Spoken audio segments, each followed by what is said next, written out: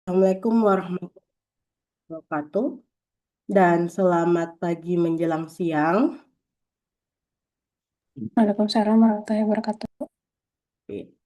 Ya, jadi ini pertemuan perdana ya di semester genap 2025-2026. Saya ucapkan selamat terlebih dahulu sudah memasuki semester 6 ya. Semester 6 ada yang juga anak 22 semester 8 dia. Nah, kenapa itu Isti? Cari dulu tempat deh yang baik. Nah, oke, pada kesempatan kali ini, tentunya karena ini kuliah perdana, kita akan membahas tentang kontrak kuliah dan pengantar tentang pengujian perangkat lunak seperti apa. Karena siapa tahu ada nih yang sudah cari-cari di apanya lagi namanya di di webnya apa sebelumnya bagaimana pengujian perangkat lunak dan lain sebagainya. Oke, sebelum itu saya share screen dulu.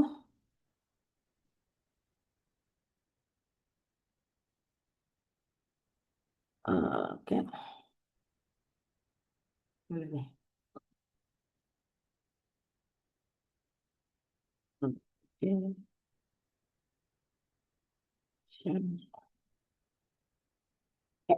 Sebelum itu mungkin ada beberapa yang sudah kenal saya di mata kuliah sebelumnya, cuman ada juga yang baru ya. Kebanyakan baru lihat saya kan ya, kayaknya. Yang saya baru dapat itu di PT IKB kemarin di ADSI dengan mereka.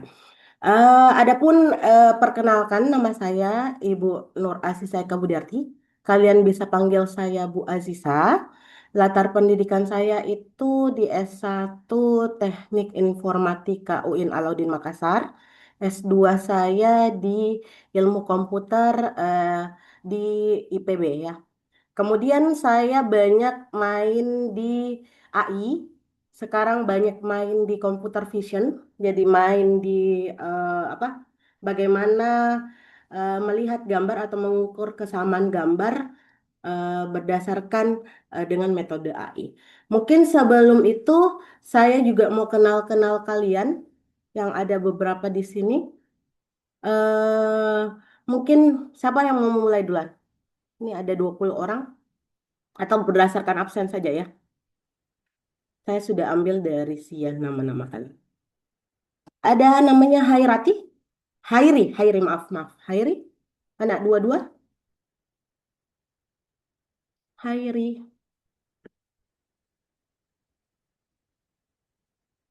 dadah. Perkenalkan nama asal sama anu ya. Kenapa memilih MK pengujian perangkat lunak? Jangan sampai memang rata-rata karena kelas PL lain, MK lain sudah full, pilihan lain sudah full. Nggak apa-apa ini. Kalian bisa belajar. Dadah Hairi, dadah. Terus Insyirah, Iya, Ibu. boleh perkenalkan namanya, kelas, sama kenapa pilih pengujian perangkat lunak. Baik, perkenalkan nama saya Insyira Putri Aini HS. Saya dari PT IKA 2023 dan alasan saya memilih mata kuliah pilihan pengujian perangkat lunak karena saya memang memiliki ketertarikan untuk mengembangkan eh, pengetahuan dan keterampilan di bidang RPL. Sekian, terima kasih. Oke, makasih. Dipanggil siapa? Insi, Ibu. Insi. Oke. Wulan Cahyani,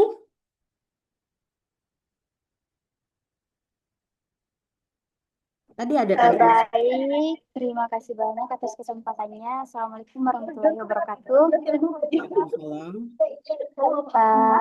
Perkenalkan, saya Ulan Cahaningsi, biasa dipanggil Ulan, eh, dari kelas PT IKA Angkatan 2023. Oke. Kenapa ambil pengajuan perangkat lunak, Dek?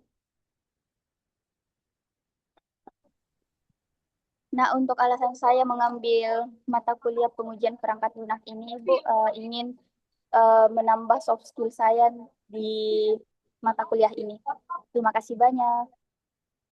Terus eh bagaimana fase dalam misalnya untuk perangkat lunak itu sendiri, terus apa-apa saja pengujiannya baik black box hingga white box. Dan nanti setelah UTS itu kalian benar-benar langsung mencobakan ke nanti aplikasi yang telah digunakan di UNM itu menggunakan uji coba ISO 25010. Itu biasa yang digunakan oleh senior-senior kalian untuk pengujian sistem yang ada di apa yang mereka lakukan. Kemudian detail perkuliahan ini 2 SKS.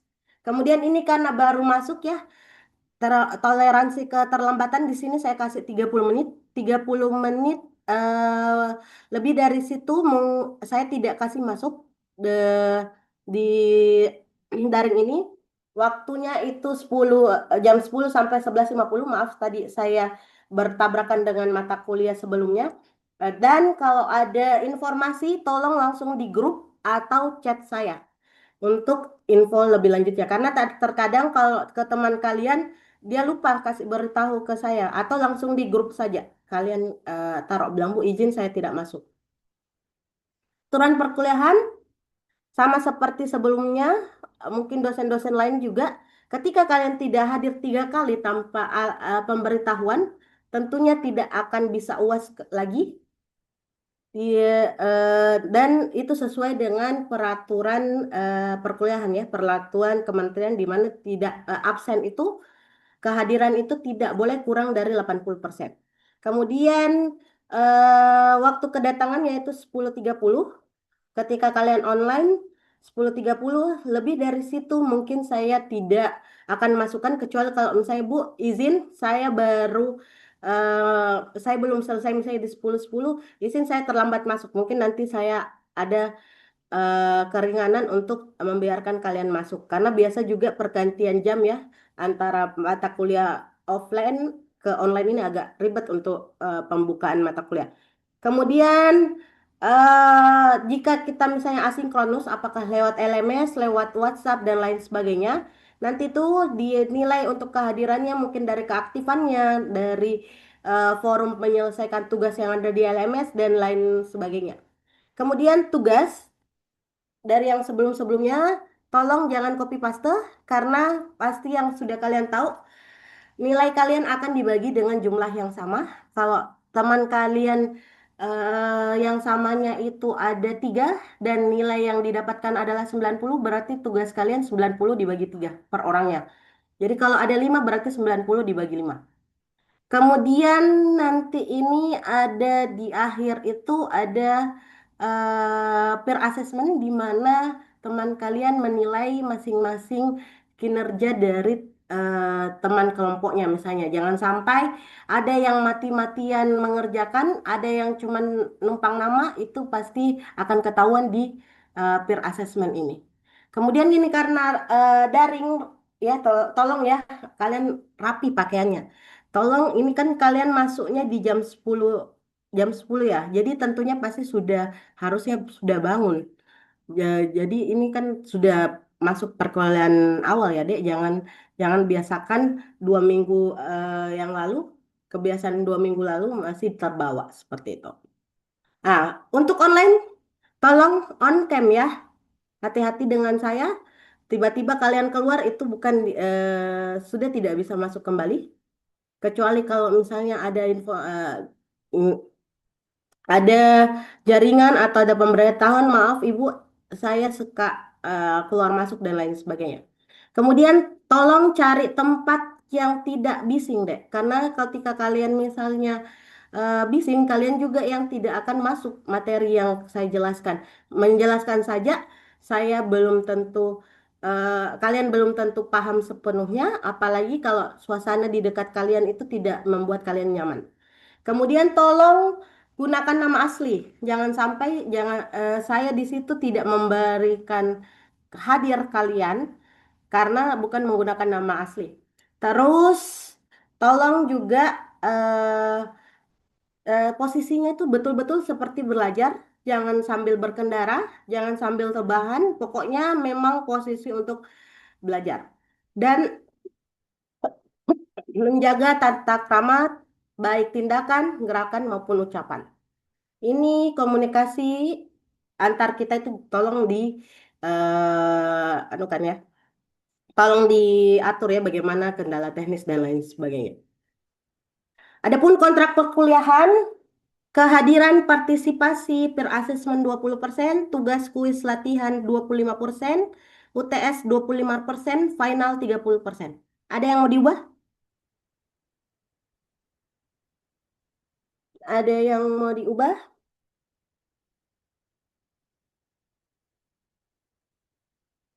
Kecuali final ya.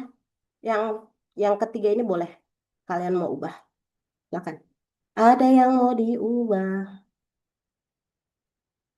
Deal kontrak kuliahnya? Deal, Ibu. Deal, Bu. Oke. Itu tadi untuk kontrak kuliahnya. Kemudian yang ingin saya bertahu adalah di UTS itu berupa kayak proyek kecil sih. Kalian melakukan testing tentang automatic testing, nanti ada automatic testing. Kalian menggunakan dua software. Softwarenya namanya eh, kenapa saya lupa? Satu kalau bukan satu Lambda, satu pakai Ranorex, maaf. Nanti di antara salah satu itu mungkin kalian akan pakai di antaranya. Jadi nanti di UTS itu kalian baru eh, dilakukan secara berkelompok, 5 kelompok. Cuman nanti akan ditanya-tanya bagian apa yang kalian kerjakan masing-masing. Untuk setelahnya kalian akan melakukan pengujian tiap minggunya kayak asistensi itu tentang ISO 25010 di mana setiap anunya ada bagian-bagiannya ada dari segi fungsionalnya, dari segi security-nya, dari segi kualitasnya dan lain sebagainya. Itu akan dilanjutkan oleh Bu Ayu Lestari ya setelah UTS. Ada yang ingin ditanyakan terlebih dahulu untuk kontrak kuliahnya sebelum saya lanjut ke bagian introduction? Ada yang mau didiskusikan terlebih dahulu? Cukup? Ada? Ada? Tidak ada? Oke, kita lanjut ke bagian introduction. Oke.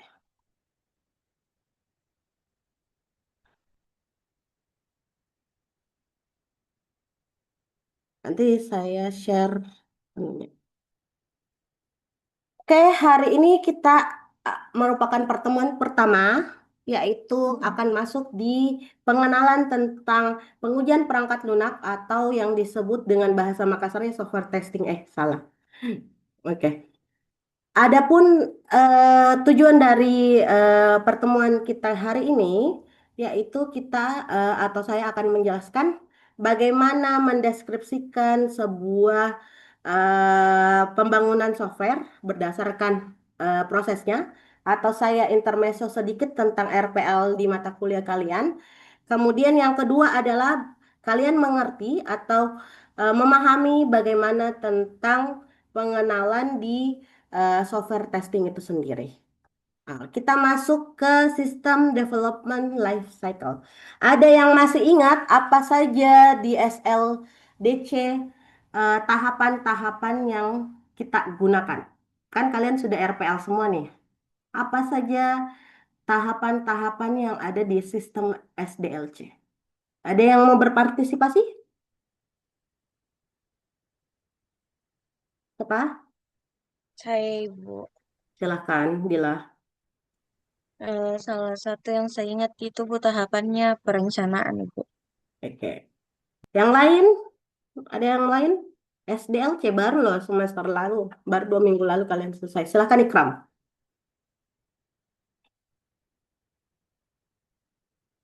Termute Ikram. Oke.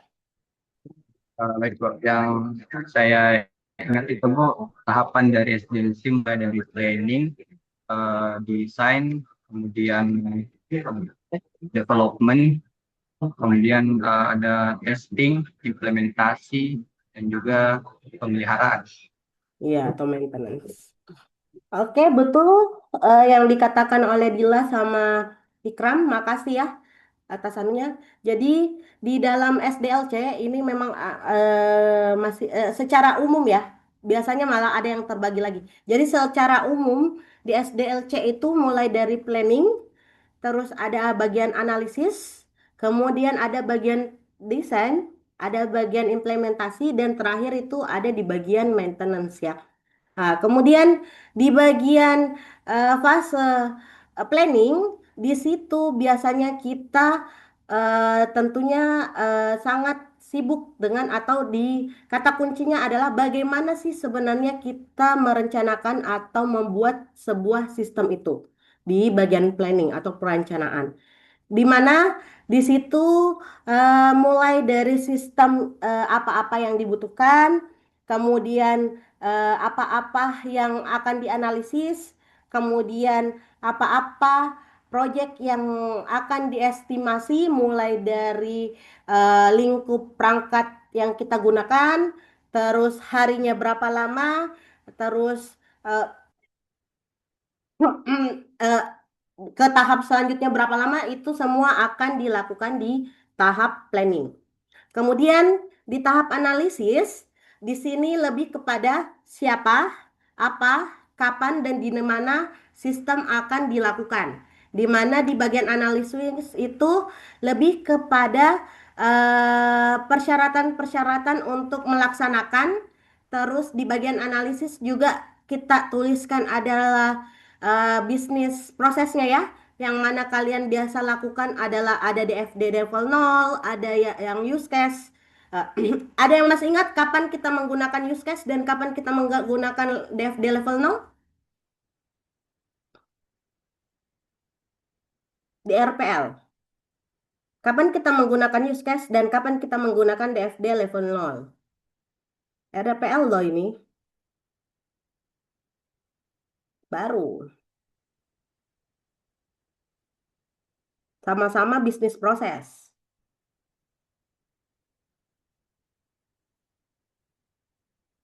DFD level 0 masih ingat yang mana?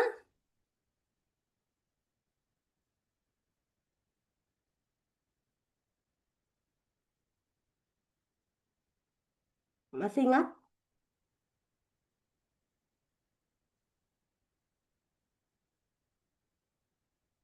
Kalau saya gambar seperti ini, tunggu,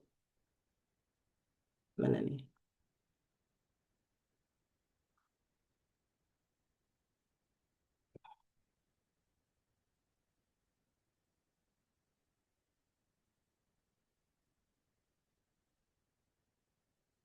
Ini apa?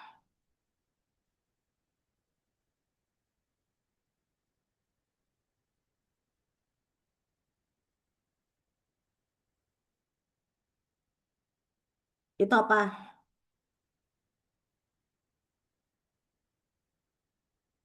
Ada kan gambar-gambar begini kan? Masa di RPL enggak ada? Siapa dosen RPL-nya, Dek?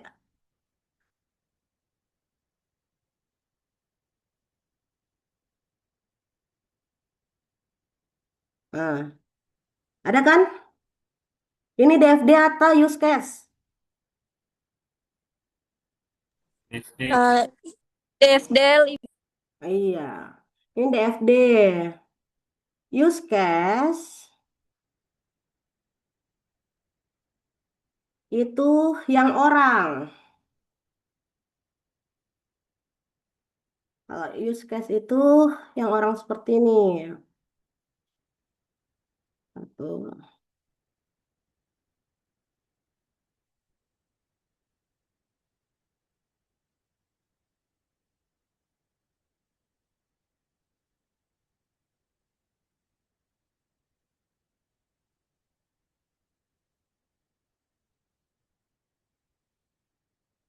Ini yang disebut dengan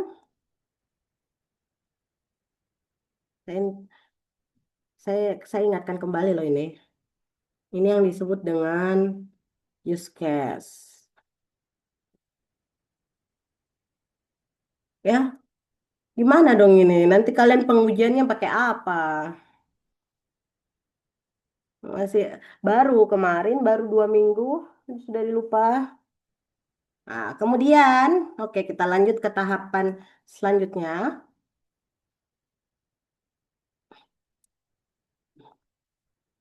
Nah, kemudian ada di bagian desain, mana di desain itu lebih prioritas kepada bagaimana sih sistem itu bisa bekerja. Mulai dari program desainnya, user interface-nya, dan data desainnya. Program desain contohnya seperti apa? Ada yang masih ingat? Program desain. Program desain itu kayak kayak apa?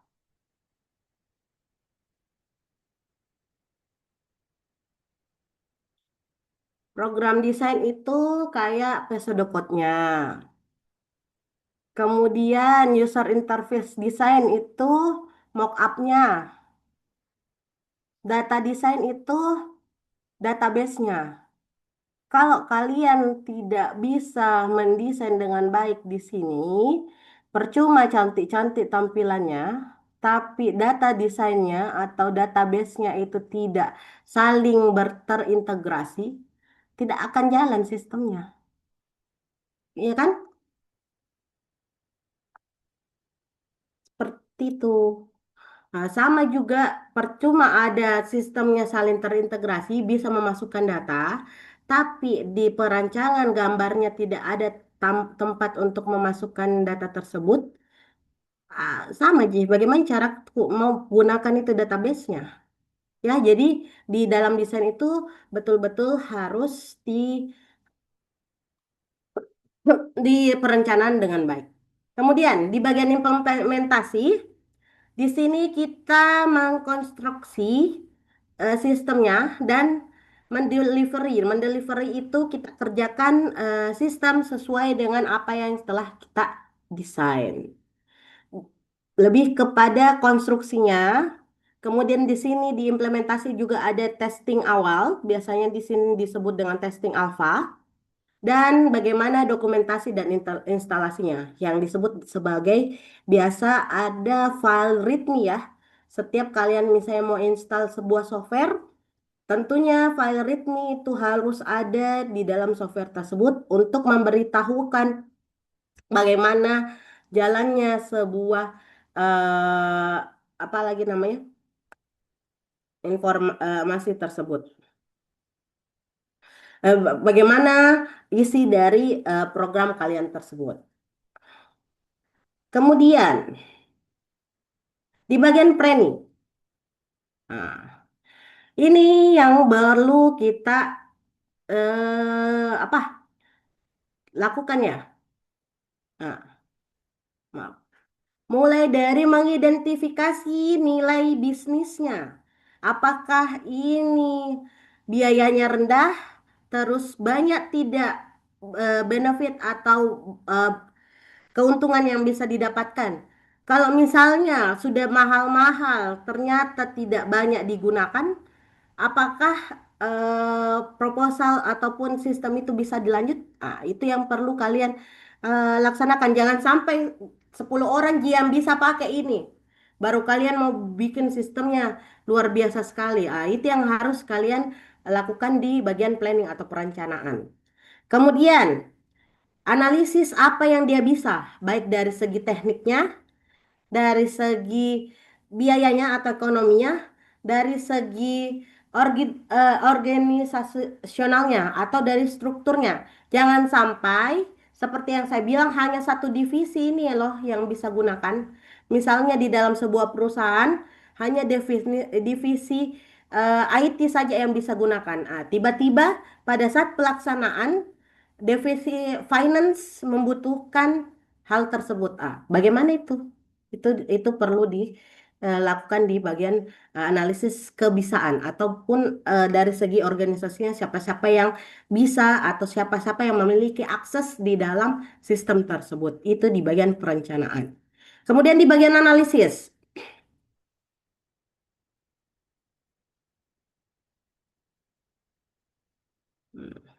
Nah, di sini kita menanyakan apa-apa yang diperlukan, mulai siapa yang menggunakan dengan sistemnya, apa yang akan dikerjakan dalam sistemnya, kapan kita menggunakan sistem tersebut, kapan penggunaan dari masing-masing stepnya. Terus kita lakukan investigasi di bagian sistem yang ada. Jangan sampai ini sistem yang kita buat ada sistem pengembangan, maka kita investigasi dulu sistem yang ada sebelumnya. Jangan langsung kita lakukan perubahan sistem, padahal sistem yang sebelumnya itu hanya butuh pengembangan kecil. Itu kan kadang-kadang membuat menjadi besar, terus keunggulannya juga tidak terlalu. Dan identifikasi apa yang bisa kita improve atau kita bisa kembangkan. Kemudian baru kita lakukan untuk melakukan konsep di dalam sistemnya tersebut. Lanjut ke tahap ketiga yang biasanya dilakukan di desain itu kita pakai program desain, pakai UML. UML itu untuk use case dan biasa juga pakai DFD. Ada yang sudah tahu apa bedanya kapan kita menggunakan UML dan kapan kita pakai DFD? Ada yang masih ingat kapan kita menggunakan DFD dan kapan kita pakai UML? Ada yang masih ingat? Dipelajari gitu di RPL, ya kan? Iya. Kapan?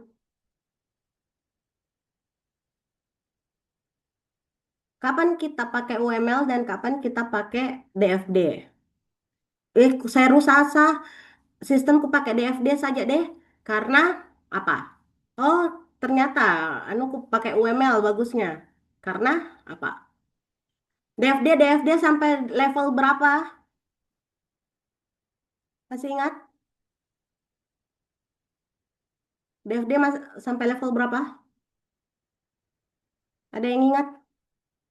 Tina, DFD sampai level berapa?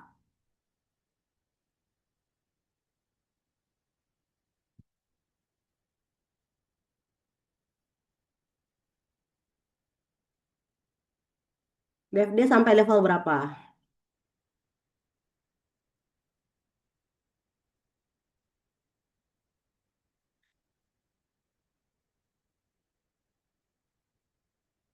Kalau tidak salah Bu, tergantung detail programnya juga. Rata-rata level berapa? 3 kalau tidak salah itu saya ingat. Heeh. Rata-rata level 3. Dari level 0 sampai level 3.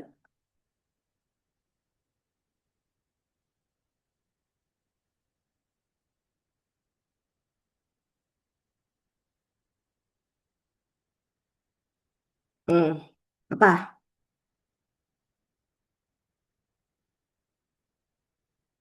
Jadi kapan kalau UML?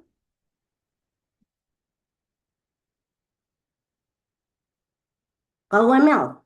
UML apa-apa saja sih? Ada use case. Apa Iis, maaf. Siapa? Wulan, siapa? Activity diagram, Bu. Ya, apalagi? Kelas diagram Ibu. Iya, ada ada Sequence diagram, sequence. Bu. Iya. Itu kan tahu. Jadi kapan apa bedanya? Kapan penggunaannya? DFD digunakan saat analisis, Bu, tapi kalau WML setelah analisis digunakan, Ibu. Oke, makasih Farah. Jadi seperti itu ya. Jadi ketika awal itu kita pakai DFD. Tapi kalau dia sudah jadi anunya sistemnya dan sudah sampai diimplementasi, bagusnya kita pakai UML karena kenapa? UML itu banyak dikasih ke klien untuk mengetahui eh, lebih jelasnya siapa pelakunya, siapa yang menggunakan, apa perannya, dan sampai mana batasnya, seperti itu. Nah, makanya biasa di UML itu lebih jelas. Nah, kemudian user interface desainnya, mock-up-nya. Nah, jangan sampai kita mau kasih gambar di situ, padahal di situ harusnya tombol. Itu juga harus diperhatikan di dalam desain. Jadi harus mengetahui mana bagian yang bisa diisi form, mana yang bagian untuk bisa berinteraksi, tombol untuk lanjut ke selanjutnya dan lain sebagainya. Itu di bagian desain. Terus data desainnya ER diagram. ER diagram kan eh, gambar awal dari database ya. Sebelum database itu menjadi terintegrasi, ada namanya ER diagram, di mana situ di setiap tokonya ada perannya, terus dilanjutkan menjadi ada normalisasinya, sampai di akhir itu ada menjadi tabel masing-masing. Tidak langsung tiba-tiba satu tabel saja. Padahal misalnya dia butuhnya 3 tabel. Atau malah sebaliknya. Dia buatkan semuanya tabelnya. Padahal ada bisa satu tabel, tabel master. Itu yang terintegrasi semuanya. Tinggal pakai ID atau foreign key-nya. Itu yang kalian perlu ingatkan. Nah, tipe datanya dan lain sebagainya. Kemudian ada di bagian implementasi, di mana sistem itu dibuat, kemudian dilakukan testing awal. Testing awal ini ada disebut dengan testing alpha. Jadi kalau testing beta itu testing yang biasa eh, apa sistem berikan di Play Store, tapi belum 100%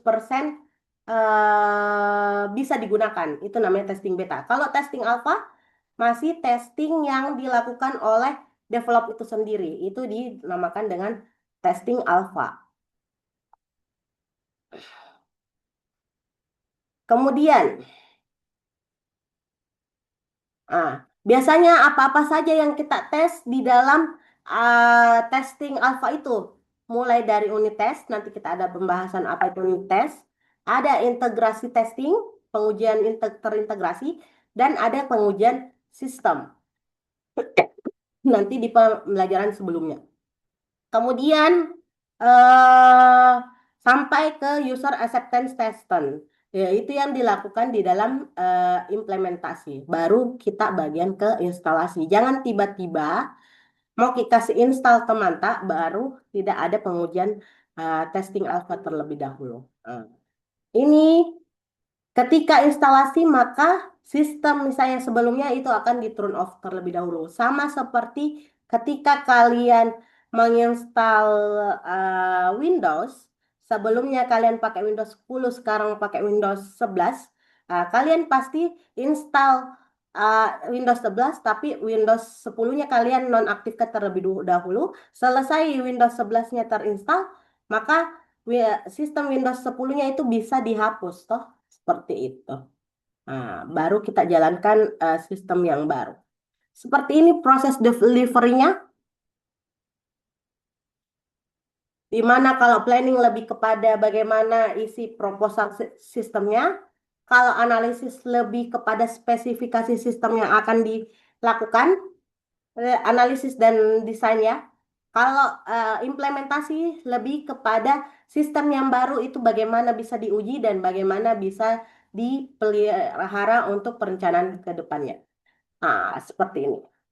Nah, kalau di maintenance lebih ke di mana ketika kita sudah menggunakan sistem tersebut di real lingkungan, kita cari tahu apakah ada yang perlu diubah, perlu dikembangkan dari sistem tersebut, dan ada waktu-waktu evaluasinya. Biasanya misalnya sebulan sekali, 3 bulan sekali, ada yang 1 bulan sekali, atau bahkan ada yang 5 tahun sekali. Itu di maintenance. Itu tergantung dari uh, yang mana biasanya paling sering banyak errornya, biasa seperti itu ya Kak. Jadi kalau sering banyak errornya biasa sering uh,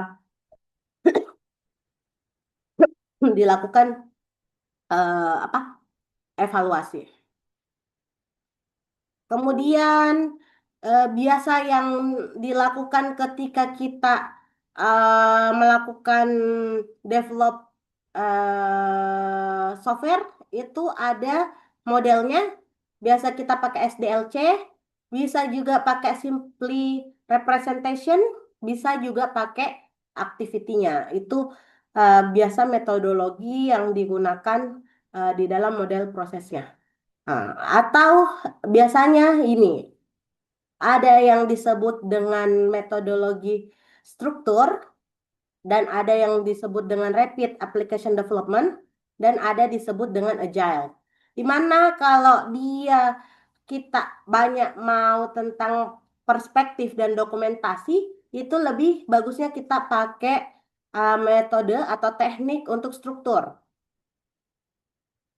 ketika kita ingin membuat sebuah sistem. Biasanya di struktur itu kalian pasti sering dengar waterfall, pakai parallel development, di mana mengerjakan beberapa sistem secara bersamaan. Tapi kalau kalian ingin cepat bisa diadaptif, jadi tidak menunggu eh, apa eh, tidak menunggu aplikasi baru bisa digunakan, nah, itu kalian pakai agile development. Nah, di mana di situ ada extreme programmer, ada Scrum, ada lead development dan lain sebagainya. Bagaimana itu penjelasannya?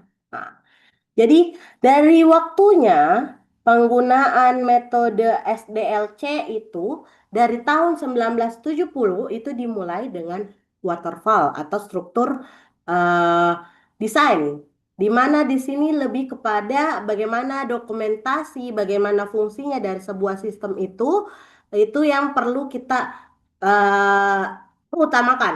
Namun mulai awal 1990 itu rata-rata pakai yang lebih interaktif. Nah, dia pakai rata-rata kayak spiral itu di bagian rapid application development. Dan di tahun 90-an awal itu lebih banyak menggunakan yang adaptif. Jadi cepat bisa diubah untuk sistem development-nya. Nah, dari segala activity itu bisa dilihat bahwa ketika dilihat menggunakan yang ini rapid development itu dulu proposalnya kalau RUP itu sampai dokumennya itu untuk satu sistem itu bisa sampai 120 lembar, 120 dokumen. Nggak tahu itu satu dokumen bisa berapa lembar ya. Nah, lama kelamaan sampai sekarang itu malah hilang karena aktivitasnya itu sudah bisa langsung diubah, langsung diperbaiki ketika ada masalah. Di mana XP itu atau Extreme Programming itu dia ada 13 lembar dokumen, Scrum itu 9 dokumen, dan Kanban itu ada 6 dokumen. Sekarang kita bagaimana? Apakah kita mau lebih adaptif atau bagaimana? Ketika kita mau lebih adaptif, maka biasanya dokumennya itu tidak terlalu banyak dibanding dengan yang perspektif ya. Kemudian, tadi kita sudah bahas tentang apa, 3 metode dasar atau metode utama ketika membangun sebuah uh, sistem. Kita masuk di bagian apa lagi namanya? Struktur desain. Di mana kalau kita memilih sebuah sistem tak itu menggunakan desain terstruktur, maka otomatis ini proyeknya akan memindahkan semua metode ke dalam satu persatu stepnya. Jadi tidak seperti agile yang adaptif, yang mana meskipun berjalan di sistem tak itu sudah bisa ada perbaikan di dalamnya. Di mana secara umum sistem ini dimulai dari uh, bagaimana kita mengakhiri atau selesai sebelum satu bagian itu memulai. Jadi ketika selesai suatu bagian, maka baru kita dilakukan bagian lain. Itu di dalam struktur desain. Di mana contohnya itu adalah waterfall dan parallel development. Nah, di mana kalau untuk yang kedua, nanti kalau misalnya ada pertanyaan di sini seperti apa itu waterfall dan parallel development, nanti saya uh, kita akan jelaskan di pertemuan lebih lanjut. Kemudian yang kedua itu ada yang disebut dengan teknik rapid application development, di mana ini lebih kepada mendevelop setiap fasenya dengan setiap series. Atau biasa juga pakai prototyping, di mana sistem prototypingnya itu bisa berjalan dengan baik. Adapun yang bisa digunakan untuk mempercepat toolsnya ini bisa pakai CAS tool, bisa pakai visual programming, dan bisa pakai kode generator. Sedangkan kalau agile development yang tiga tadi, tiga teknik, tiga metode, ini beberapa tools yang mudah digunakan. Di mana kalau secara garis besar itu dia akan mengeliminasi model-model atau dokumen dan akan mengambil yang simpel-simpel dan interaktif saja. Yang bisa digunakan itu pakai extreme programming, bisa pakai Scrum, bisa pakai Lean Development, dan bisa pakai Dynamic System Development atau DSDM. Kemudian biasanya itu dia seperti ini tesnya. Jadi tesnya itu sebelum mendevelop, ketika pertama develop sudah itu ada tes pertama, tes integrasi. Terus di develop kedua ada integrasi lagi. Jadi dia itu untuk pengujiannya dia akan ke bagian-bagian kecil, tidak sama seperti kalau yang struktur development. Satu persatu dulu baru yang lainnya. Seperti itu. Kemudian bagaimana sih strategi untuk memilih sebuah teknik yang bagus atau metode yang bagus di dalam sebuah sistem? Kita perlu lihat dulu seberapa besar dia anunya ya, apalagi namanya eh charity-nya. Apa itu clarity? Ada yang tahu?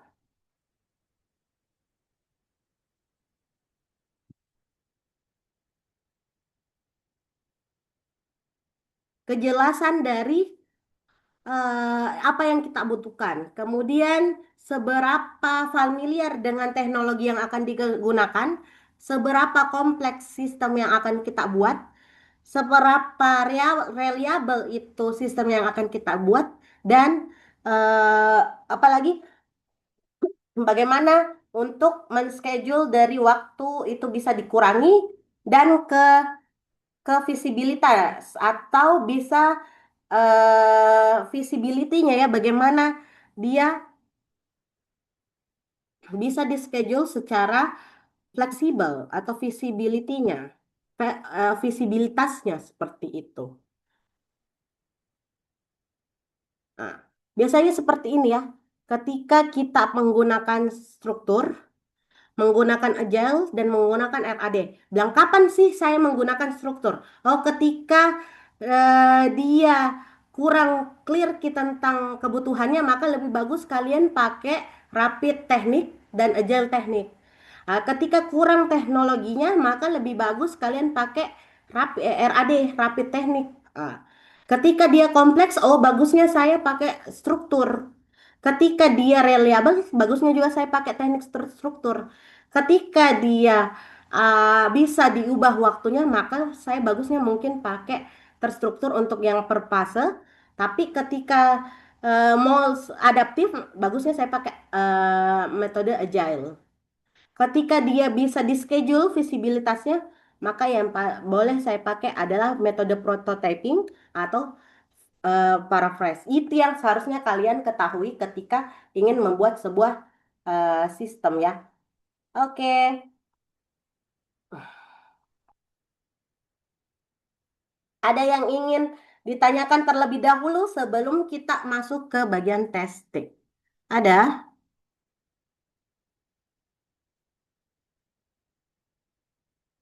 Ada yang ingin terlebih dahulu?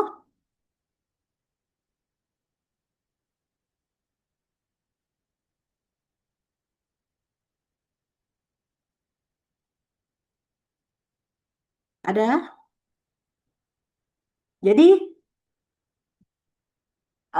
seperti ini kalian ketika ingin memilih sebuah metode untuk sebuah sistem kalian. Nanti ditanya kenapa pakai waterfall. Bisa nih kalian jelaskan bahwa Kalau saya menggunakan waterfall karena dia clear untuk rekrutmennya, familiar untuk teknologinya, nah itu semua bisa digunakan di waterfall. Kenapa saya pakai paralel? Kalian bisa jelaskan dari menseleksi faktor-faktor tersebut ketika membuat sebuah sistem. Itu dulu yang kalian harus pegang fundamentalnya.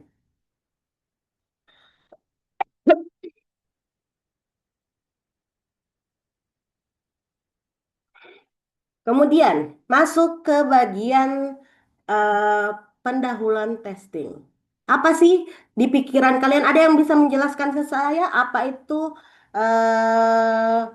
dari testing? Yang di pikiran kalian tentang testing. Testing bagaimana sih? Apakah lewat survei? Apakah lewat aplikasi atau lewat apa? Pendataan seperti apa? Ada yang bisa menjelaskan ke saya? Di pikiran kalian terlebih dahulu deh. Testing seperti apa yang bisa kalian gunakan? Hmm? Apa? Bagaimana itu sebuah testing di dalam perangkat lunak? Kan kalian sudah tuh di RPL, di rekayasa perangkat lunak. Oke, sudah memilih metodenya, sudah memilih tekniknya. Oh, ini tahapan-tahapannya sampai saya mengimplementasikan dan maintenance. Di testing, testing itu seperti apa? Ada yang bisa menjelaskan ke saya?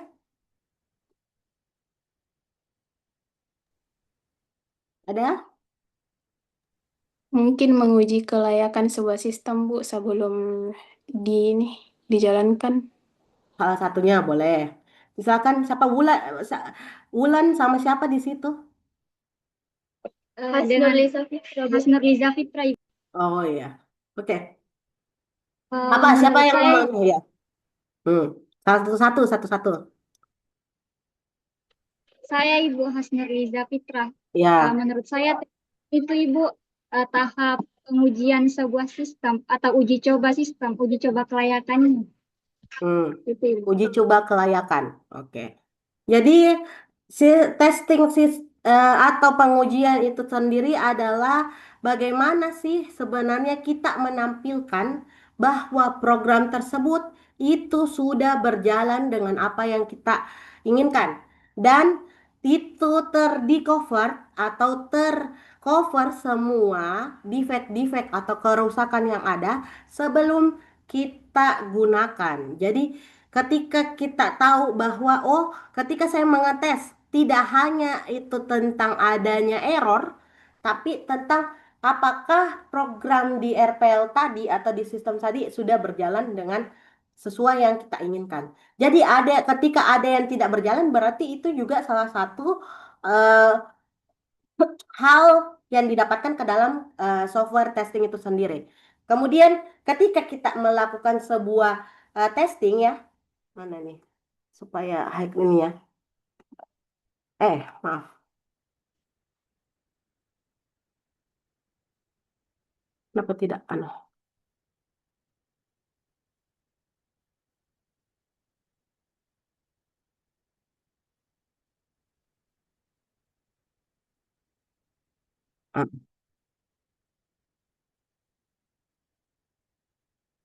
Nah, ini ya, ketika misalnya kita melakukan sebuah ujian testing, maka semua kita lakukan execute sebuah program menggunakan data buatan.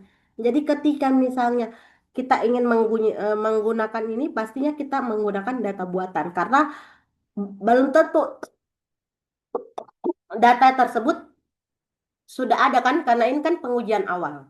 Kemudian definisi dari testing juga ini ialah bagaimana kita mengecek hasil dari semua yang kita dapatkan itu ada tidak error, ada tidak anomali, atau adakah informasi tentang program yang tidak bekerja sesuai dengan yang diatributkan sesuai dengan eh, yang apa lagi namanya tidak berjalan dengan baik itu dinamakan dengan apa lagi namanya di testing tersebut. Kemudian Itu juga bisa untuk menilai apakah can be reveal the presence of error not their absent. Dapat mengungkap adanya kesalahan bukan karena ketidakadaannya. Jadi bisa jadi secara detail kita lihat apa segala macam bagus, cuman terkadang itu gara-gara error yang tidak kita lihat. Error yang tidak kita lihat seperti apa biasa, Bu? Biasa ketika kita ingin menggunakan basis data atau menempatkan basis data, kadang-kadang itu karena kan basis data dia sensitive case. Kita menggunakan huruf besar saja satu, maka tidak jalan itu data anu tak tahu sistem tak atau terjadi error. Itu rata-rata yang bisa terjadi. Kemudian testing itu adalah segala set activity yang bisa dilakukan mulai dari perencanaan sampai dengan mengkondek atau melakukan kondek secara sistematis. Di mana alasannya ini digunakan untuk agar kita bisa lihat secara spesifik bagaimana step-step dalam sebuah testing tersebut dan bagaimana kita bisa mendefinisikan untuk proses dari software tersebut. Kemudian apa sih tujuan dari kita melakukan pengujian? Adapun tujuan dari kita melakukan pengujian itu ialah bagaimana kita mendemonstrasikan kepada uh, developer atau kepada pembuat itu dan kepada customer sesuai software itu sudah sesuai dengan yang diinginkan atau berupa validasi. Kemudian yang kedua itu pengujian dilakukan adalah untuk mendiscover atau melihat situasi tersebut, apakah kebiasaan dan software tersebut ada yang berbeda, ada yang tidak bisa dilakukan spesifikasi dan lain sebagainya. Itu melakukan lead defect atau melihat spesifikasinya. Kemudian adapun tes biasa atau model dari testing proses itu biasanya kita lakukan mulai dari testing desain test. Jadi mulai dari sebenarnya ada planningnya dulu. Planningnya apa yang mau kita lakukan testingnya. Kemudian kita lakukan testing case. Dari testing case ini bisa dua loh. Bisa kita lakukan test case. Test case itu adalah apa bagian yang mana yang mau kita uji. Misalnya seperti apa, Bu? Misalnya saya membuat sebuah kayak aplikasi Shopee di mana di situ aplikasinya ada menu-menunya. Oh, ada ini untuk live. Ada ini untuk apa lagi? Jarang sekali anu bilang. Oh ini ada yang untuk beranda, ada yang tentang trading, apa yang trending saat ini, ada yang untuk notifikasinya. Test case-nya tersebut adalah pengujian di setiap menunya. Misalnya di beranda, di beranda ini ketika saya melihat tampilan ketika saya men-search, sudah bisa. Tampilan ketika saya ingin mengklik bagian-bagian menu, yang mana, sudah bisa semua. Kemudian lanjut di bagian prepare test data. Prepare test data ini data-data dummy yang biasa kita masukkan untuk melakukan tesnya. Baru ke tes lagi, lakukan di tes data. Setelah tes data, kita lanjutkan ke running program tes datanya.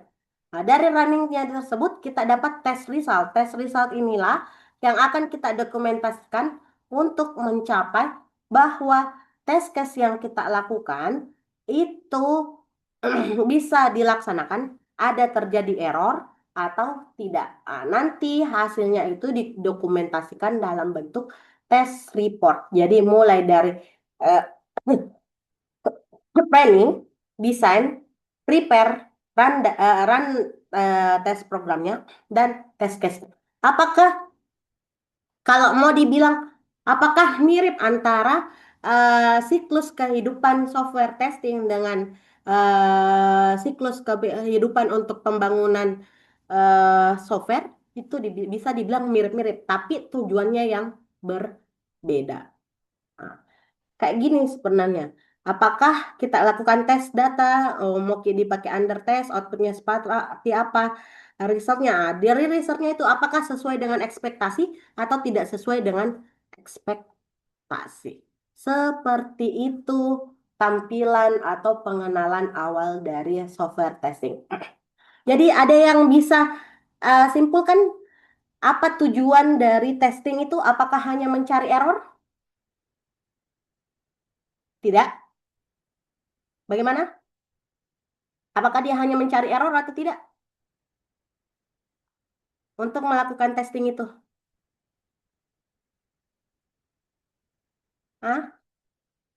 Bagaimana? Apa testing itu hanya mencari error? Tidak, Ibu. Apa selain itu, Nurul Ilmi? Untuk mengetahui, Bu, apakah itu aplikasi sudah sejalan dengan apa yang diharapkan? Nah, itu. Jadi dua fungsi utama dari testing yang kenapa kita harus melakukan testing. Kemudian, apakah kita bisa melakukan testing terhadap semua sistem yang ada?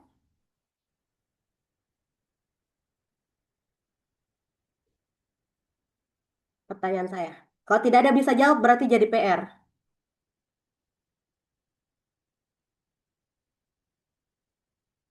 Apakah kita bisa melakukan pengujian ke semua pengujian perangkat lunak ke sistem yang ada?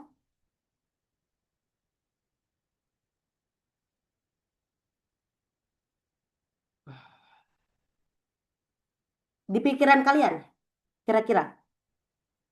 Ini pengujian loh, pengujian perangkat lunak.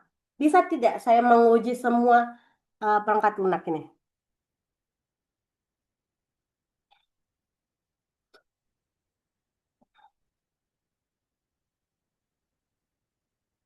Tidak, Ibu. Siapa bilang itu?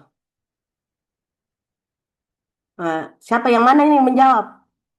Yang ini, Bu, yang bertiga, Ibu. Maaf. Iya. Izin. Kenapa?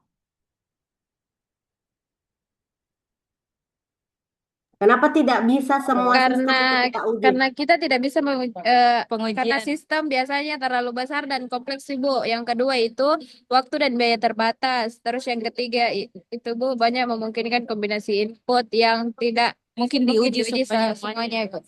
Kasih, Bu. Jadi kalau tidak diuji, bagaimana mengetahui bahwa sistem itu berjalan dengan baik? Kenapa, Bu? Maaf. Kan kita bilang tadi bahwa sistem itu tidak bisa dilakukan pengujian secara menyeluruh. Jadi kalau tidak diuji, itu sistemnya bagaimana kita mengukur bahwa ini sudah bisa dipasarkan ke user?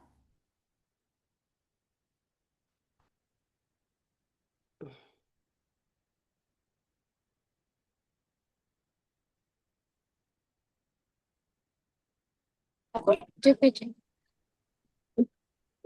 Caranya diuji, Ben, tapi bisa ada ya. Saya nanya nggak tahu ada. Uji. Nanya gimana? Beli kita semua. Bagaimana?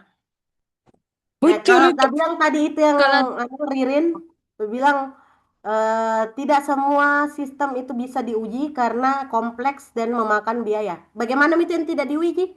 Berarti tidak dipasarkan. Kalau tidak diuji, Bu, maka tidak ada ukuran yang jelas, Bu, yang menyatakan bahwa sistem ini sudah digunakan atau belum. Iya, berarti tidak boleh dipasarkan dong. Iya, Tidak Ibu, boleh tidak bisa, digunakan. Ibu. Tidak, Ibu. Jadi untuk apa dibuat?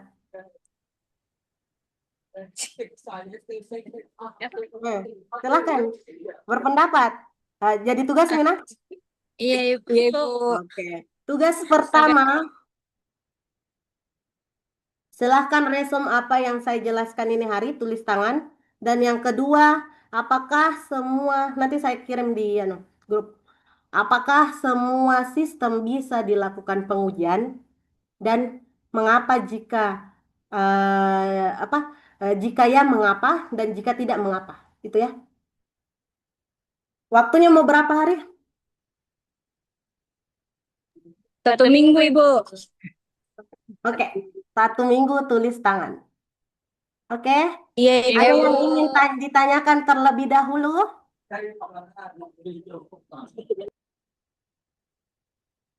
Ada yang ingin ditanyakan terlebih dahulu? Minggu depan kita masuk di di tetap di jam 10. Ini kebetulannya jadi tadi tidak prepare ki anu apa terlambat ki keluar mahasiswa. Kemudian apa lagi namanya?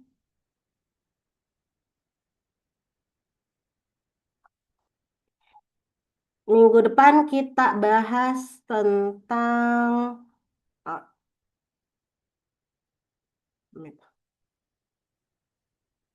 apa ya silakan Wulan. Tabe Ibu, mohon maaf bisa kita ulangi untuk tugasnya Ibu, tidak terlalu jelas. Nanti saya kirimkan di grup. Iya Ibu, terima kasih. Oke. Dan kalau misalnya tak buka Mi LMS di LMS, kalau tidak berarti di drive yang saya berikan. Hmm. Ah.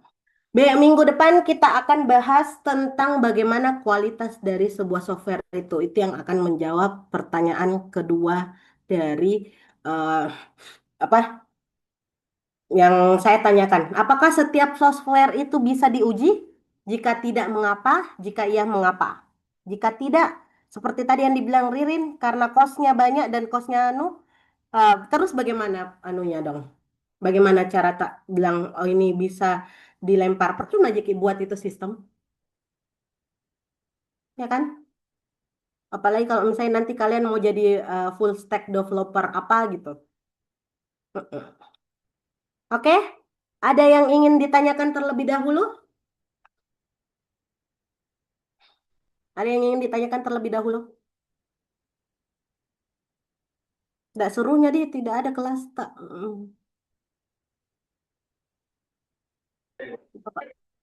Ya silakan Ulan ada.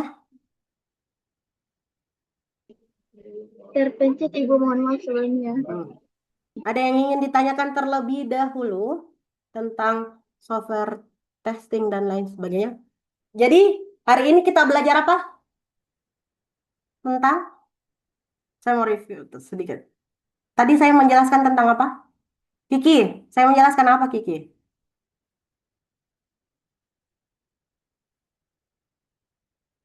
Selain introduce tentang testing.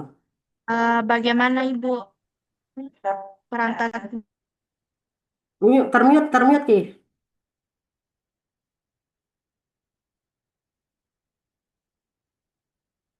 Project. bagaimana perangkat lunak diuji mulai dari bagaimana langkah-langkahnya kita mentesting sebuah sistem yang telah kita buat, mulai dari planningnya hingga bagaimana eh, perawatannya sistem tersebut. Hmm. Selain itu, apa yang tadi saya jelaskan? Dua tadi tujuannya kan saya mendeskripsikan tentang siklus perangkat lunak dan bagaimana pengenalan dari testing. Di siklus perangkat lunak, apa yang terjadi? Apa yang ada? Apa-apa tahapannya? Apa-apa tahapannya? Eh, Serunya Irwan? Pertama Ya. perencanaan, terus Hmm, desain, terus pengembangan, terus hmm. pengujian, analisis, terus eh, desain, terus pengembangan, terus testing, terakhir itu Ibu perawatan. Haira, apa 3 metode utama untuk melaksanakan software atau membuat sebuah sistem atau software? 3 metode utama tadi yang saya jelaskan. Maaf Bu, bisa diulang? Apa 3 metode utama atau metodologi utama yang bisa digunakan dalam apa lagi maaf dalam membangun sebuah software? Yang ini Bu, Agile, Terus, R&D, mm, dan dengan struktur ya, metodologi. oke. Imtia Imtiaz Saidan. Ya Bu, Berdasarkan faktor apa kapan kita memilih struktur, kapan kita memilih RAD, dan kapan kita memilih agile? Berdasarkan seperti waktu pengerjaannya, biayanya, eh, sistemnya tradisional atau yang modern dan lain-lain. Itu yang saya ingat. Nurul Atha. Pokoknya mm, berarti sebentar saya kasih tugas di situ, kita silakan tulis tangan 1 minggu apa yang kalian dapatkan hari ini, resume. Nah, kemudian yang selanjutnya, Nur Nurul Atha, apa saja apakah Nurul Atha, halo, Iya, Ibu. apakah siklus atau tahapan dari pengujian itu sama dengan tahapan pembuatan software?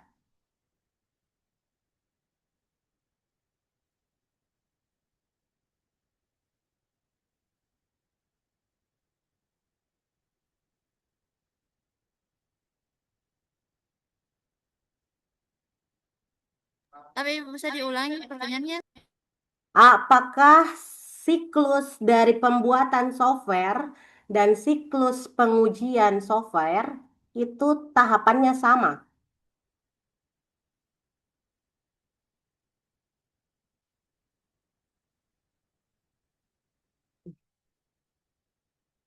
Sama, Ibu.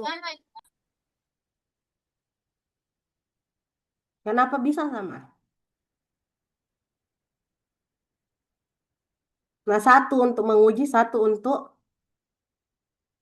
membangun.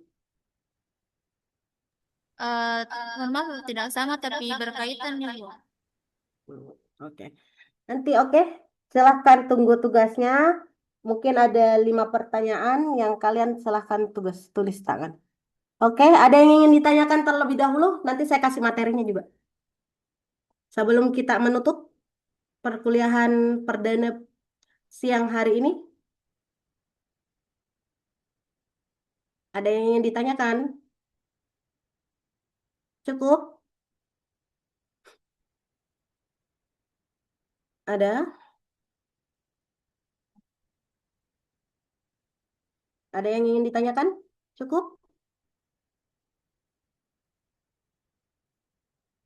Mungkin kalau tidak ada yang ingin bertanya, saya tutup perkuliahan pada siang hari ini. Kurang dan lebihnya mohon dimaafkan. Jika ada yang ingin ditanyakan tiba-tiba, silahkan tanya di grup atau bisa japri saya. Kurang dan lebihnya mohon dimaafkan. Wabillahi taufiq wal hidayah. Wassalamualaikum warahmatullahi wabarakatuh. Sampai ketemu minggu depan tentang software quality atau kualitas software itu seperti apa. Oke, selamat melanjutkan kegiatannya yang lain. Assalamualaikum. Waalaikumsalam. Terima kasih, Ibu. Terima kasih, Bu. Terima kasih banyak ya, Bu. Ibu. Iya, Terima kasih banyak, Bu. iya.